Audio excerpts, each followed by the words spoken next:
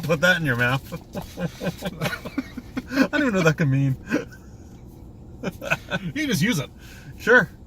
You're going to get in trouble. No context. You're going to no context catchphrase. Put that in your mouth. Things to put you in jail.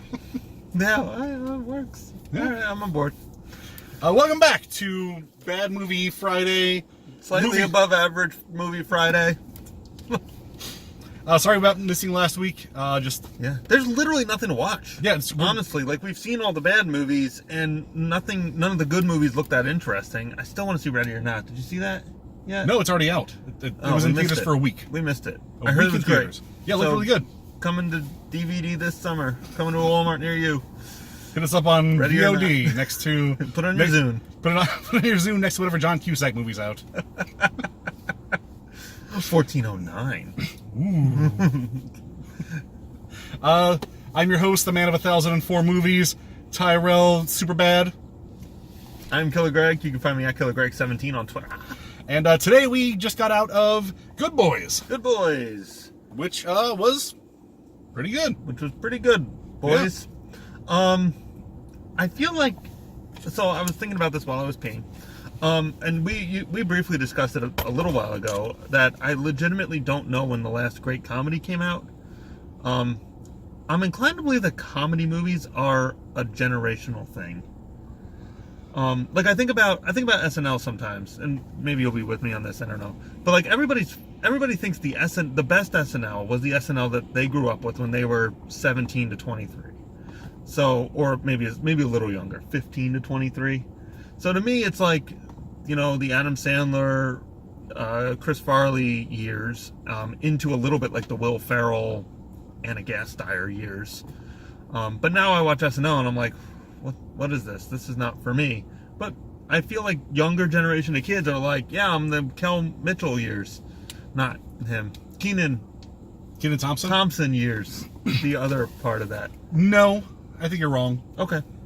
I think SNL obviously has just some ebbs and flows. It's like a wavelength. It's just like highs and lows.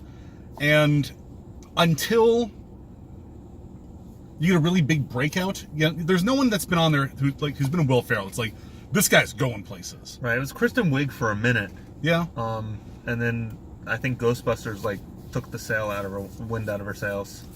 But I mean, you had even when The Lonely Island was on there, it's like, oh well, no one's watching SNL for SNL. They're watching it for the SNL digital shorts that are just going to be on the website anyway. So it's true. But even that, I don't know. That's just a theory I have. Agree or disagree. But maybe comedy is the same thing. Like, are there people out there who really like Daddy's Home? I don't know. To me, like, the last great comedy was that, Anchorman Borat summer. Yeah, that was the last really good time. Right, and that was 15 years ago. There's just not a lot of memorable comedies now. Everything's so flash in the pan, Right. Stuber, we enjoyed. But no one's going to be quoting Stuber in 10 years. No one's going to Caddyshack Stuber, this is one of the greatest comedies of all time. That's not going to happen. Are comedies just rarer? Are they easier to do? Are they generally more pedestrian? I don't know. Maybe Pineapple Express. I love Pineapple Express. Yeah, but that's all part of, the same... Yeah, it might have been the same summer. It's the same, like Pineapple Express, Hangover, that kind of type stuff. Oh, Hangover was good, yeah. But again, a decade ago. Yeah. I lived in Baltimore when Hangover came out. So, yeah, I don't know.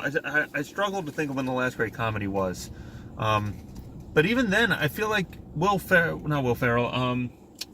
Seth Rogen. Seth Rogen is at the center of every comedy now. Any comedy I can think of that's come out recently has Seth Rogen attached to it. Not just as an actor, but as a director or producer. He produced this. Even comedy TV shows like Future Man and The Boys, which just came out. He produced that.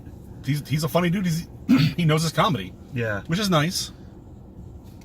But I don't know. I feel like there's a hole in cinema. It needs to be filled by someone that isn't Seth Rogen. Cinema itself just needs better comedies. Everything's flash in the pan now. It's we saw Life of the Party, which was fine.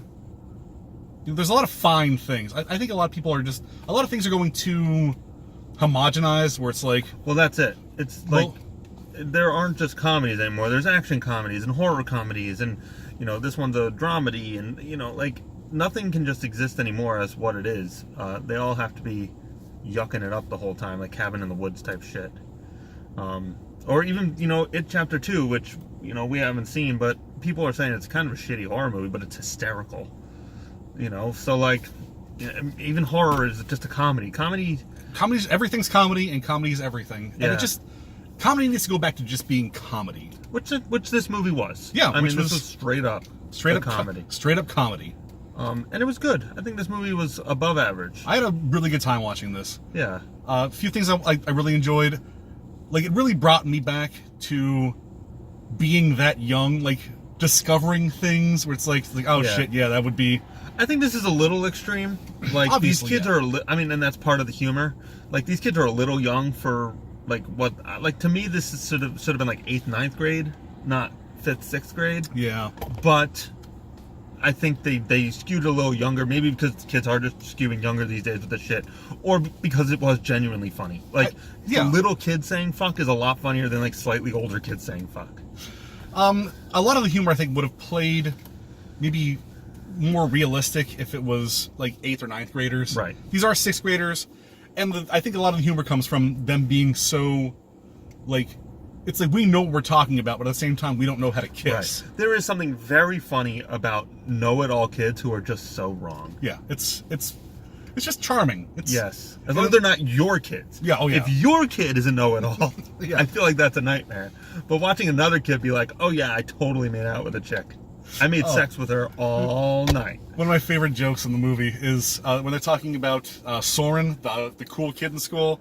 They're like, yeah, he punched out this other kid and then had that kid's sister blowjob him. Or, no, he blowjobbed that kid's sister. Very It's funny. Like, it's just, right. And They don't know what that means, but they know the term, and that's why Right. they're saying it. Because it's... Right, because you do. At that middle school, Yeah. you start talking about this shit, but nobody has any fucking clue what it is. Like, they have sex ed in 6th grade now. Oh, yeah. Right? I think 6th. I feel like maybe even younger. 4th, 5th grade, something like that. I think they start ingraining, like, the idea of Right. that into them, but they don't go into actual sex. But yeah, that actually makes sense, because they're not actually in sex ed yet. So they Right. don't know about blowjobs and Right. hand jobs. Like, one of the opening lines is, in 6th grade, everybody gets hand jobs. What's that? It's when a lady touches your wiener and then you cum, and then you have to clean it up. Which is super funny. Yeah. Right. Like, just seeing words on the internet but not having any context for them is a funny thing, and it's a part of growing up, and that's what makes this movie funny. Yeah, they're swearing, and Right. it's lit, and they're slang all over the place. It's extreme, but like, they're still kids, and it's a weird time. It's a weird time to be like Yeah. having adult feelings and still want to play board games with your best friends. Yeah. You know.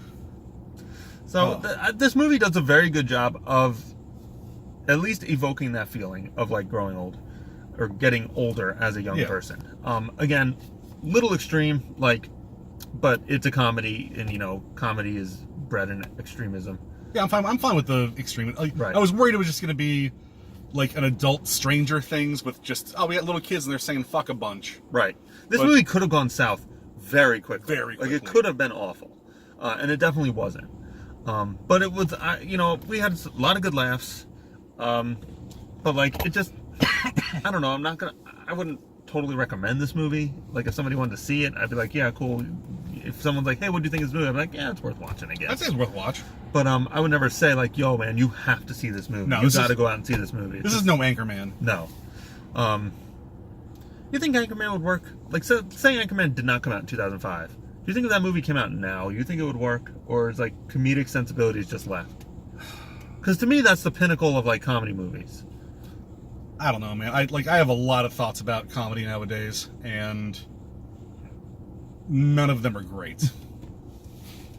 It's kind of true. I think comedy is a dying art form that's being just thrown aside for people's I think the internet is too strong at the moment, and everybody is doing their best to get the most, like, cred and the most clout, so they can be the one who's like, oh yeah, I was the one who deep dove into Seth Green's Twitter and found out that he made an off-color joke 15 years ago and that he has not apologized for, so therefore I get to break the story, and therefore everything that he said is no longer funny. Yeah. I'm not saying that. I'm not saying that's a main thing, but I'm saying that is definitely something that's going on right now. So people are very much walking on eggshells. Yeah. Excuse me. And I mean, there is a lot of, especially in comedy. You know, you think about like Animal House and stuff like that. Like, nothing in Animal House would fly nowadays. Oh yeah. Like, you can't make Animal House anymore. Revenge of the Nerds would be destroyed. Boy, that's a whole other thing. Yeah. But yes, Revenge of the Nerds is egregious, and that's still considered a classic, and people still watch that movie. And I still think it's funny. Yeah, it's funny, but there's definitely some cringe in that movie. But yeah, I don't know. Comedy certainly does push boundaries, and I mean, they make jokes in this movie that they very much reference the idea of consent amongst like kissing and girls and stuff like that, and they make like a real joke out of it, and it is funny. I think they're doing it like with a good heart, but I couldn't tell if they were making fun of that concept or not. I didn't think they were. I think sorry. I think the idea, like, one of the first consent jokes is they find the CPR doll they're going to practice kissing on, and they have one of the kids is like, well, you can't just go in there and kiss her. You gotta get her to say okay first. Right. And they do a big little bit of him being like, hey, I like you, can I kiss you? And his friends in his ear like, what do you like about me? It's in the trailers and stuff. You've seen it. It's a funny bit. It's a funny bit. And I don't think that's making a joke of consent. Yeah, I don't think so either. I think it's maybe poking fun at the idea of, like, these are kids, kind of let kids be kids, and maybe they can kiss without needing verbal, right? Like, but that's neither here nor there. It's a funny bit. I laughed. It was a funny bit. It's hard sometimes to like take adult issues and like place them on children in like any scenario. It's very easily trips into parody when I don't know if that's the intent or not. And I'm not indicting the movie on anything. I'm just curious. I think it was a joke that was made for both people who like think that the idea of consent to children is laughable, so they can be like, haha. But the idea that consent is important for children to be like, yeah, haha. Right. So it works for everybody. Sure. And it wasn't really fence sitting, but it's just a funny joke. It's a funny joke. The movie has a lot of funny jokes, a lot of funny scenes, and it rings true to me. I mean, to me, those are the best comedies. Like, comedy is bred out of reality. Absolutely. It definitely touched some, like I remember being that age and having these sort of conversations with my friends. Maybe not so vulgar, but certainly close. It's interesting. This was a good movie. It was a good movie for sure. It rings true. I'd definitely say, if you're interested, if you think you want to see it, like, maybe, I'd say go for it. It's a good one. It's worth watching. If it didn't interest you, see it. Yeah. But don't go out of your way. This isn't a must-see. It's not like, oh my god, you haven't seen Anchorman yet? Right. Yo, we gotta see Anchorman. Yeah. So it's a good comedy. It's hard to talk about good movies. Especially mediocrely good movies. Like, great movies are easy to talk about. Good movies are hard to talk about. You're like, yes, it had a coherent plot, and all the acting was good, and I had laughs. Like, realistically, we see so many bad movies that maybe our bar is much lower than others. Yeah, I don't even know where my bar is anymore. I don't know. I didn't check my watch once, and I was like, oh, wow. That's a big deal. Yeah. Watch checking is a big deal. Most of the movies we watch, about halfway through, I look up how long they are. So I have to know how much more I have to endure. But not with this one. Oh, excuse me. I had a lot of Diet Coke. you were like 6 degrees of throwing up there. I know. Yeah, that's the best episode ever. Greg threw up in his shirt and I love this movie. Oh, now you got me on the. Well, that devolved. So yeah, I like Good Boys. Yeah, I'd say check it out. Check it out. It's not for everybody, but I think you'll find some enjoyment out of it. Yeah, we're seeing, I guess. Yeah. We may or may not be back next week. We're not sure. Definitely not next week. Oh wait, no, next week we might be able to see something if it comes out, because we're not actually gone yet. 2 weeks we're gone. If you want to come see us, we're at New York Comic Con. Yes. I don't know what our booth is. We're usually in the back right. Yeah, check us out. New York Comic Con. Hit us up on Twitter. Philly Greg 17, 1004 names. We'll let you know where we are. Come out, say hi. We'll sign a T-shirt for you. You can sign. You have to bring the T-shirt. We don't have a T-shirt Oh, yeah, for you. no. We'll sign our T-shirts. I mean, I'm wearing a Foxhound one right now. I'll sign this for you. Yeah. You can sign Greg's boobs. Yes. You give me your autograph. I don't know what you're into. I want to remember this moment.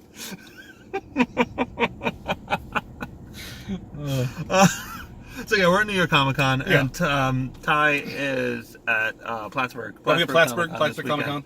weekend, with Megastar Mark. If you follow the podcast or the podcast at all. Yeah. So For this movie, I've been Man of 1004 Names, Tyrell Superbad. Find me on Twitter at the 1004 Names. I'm Killer Greg. You can find me at KillerGreg17 on Twitter. And from Mr. Idiots with Mics, keep seeing pretty okay movies. Like 7 out of 10s. Yeah. Bye.